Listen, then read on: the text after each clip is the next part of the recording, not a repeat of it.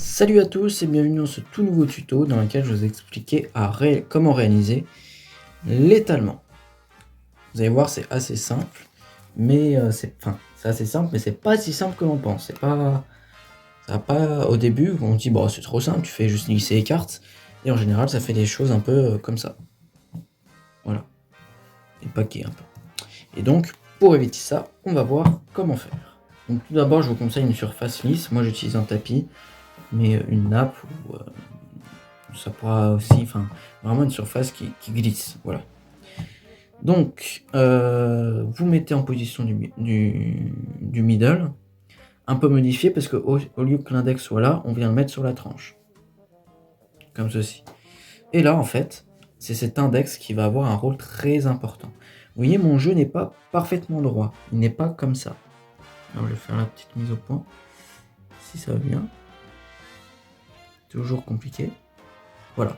Alors vous voyez que mon jeu n'est pas parfait. Là, il n'est pas comme ça. Moi, mon jeu, il est un peu, je sais pas, un peu comme ça. Vous voyez, ça monte un peu comme ça. Et donc, je vais placer mon index sur cette montée. Hein. Et là, mon pouce et mes trois doigts appuient bien. Et mon index, en fait, ça va faire un petit peu, comment dire, il va guider la trajectoire des cartes. C'est-à-dire qu'il va, vous voyez, hop, comme ça. En fait, il va vous permettre de faire des formes comme ça ou de faire la trajectoire que vous voulez.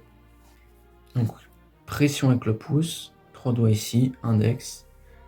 Et là, en fait, vous libérez la pression petit à petit. Comme ça. Si vous ne libérez pas la pression petit à petit, ça va vous faire des blocs. Là, j'ai encore, ça va. Ça vous fait. J'arrive même pas à le faire sans libérer la pression petit à petit, mais ça vous fera des blocs. Alors que si vous libérez la pression petit à petit, donc la pression avec donc les trois doigts ici et le pouce, ça fera quelque chose d'homogène. Comme ça. Donc on va voir ça une dernière fois.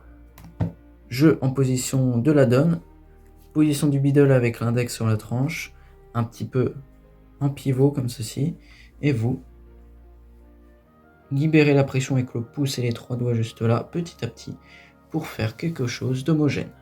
Comme je dis tout à l'heure, la surface est très importante, mais en gros, voilà comment faire l'étalement. Merci d'avoir regardé cette vidéo. La prochaine fois, je vous expliquerai comment faire un éventail. Il y a un peu quelque chose de similaire avec la pression qu'on doit libérer petit à petit. Mais voilà, n'hésitez pas à vous abonner.